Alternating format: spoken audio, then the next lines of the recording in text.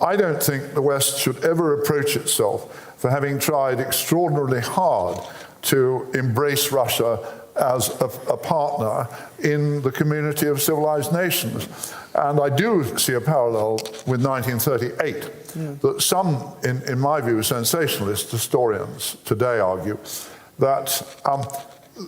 the Western Allies should have gone to war against Hitler in 1938 at the time of Munich. Now, I don't agree at all, partly because in those days an awful lot of people all over the world still were not convinced that Hitler had to be fought, still were not convinced that it was necessary to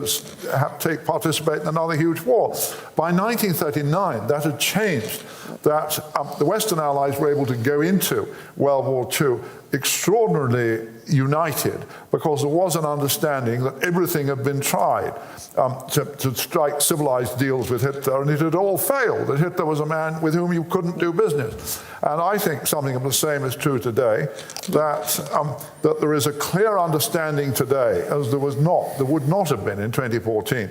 that Putin is an extraordinarily dangerous, and I'm very reluctant to use the word, but yes, evil force in the world, and that he's got to be resisted and fought. And I believe that there's a better chance of the West being able to stand united against Putin today than there would have been if we'd gone up against Putin earlier, or if there'd been, I think it's crazy to talk of having had Ukraine in NATO, because I think it would have been so divisive a year or two ago.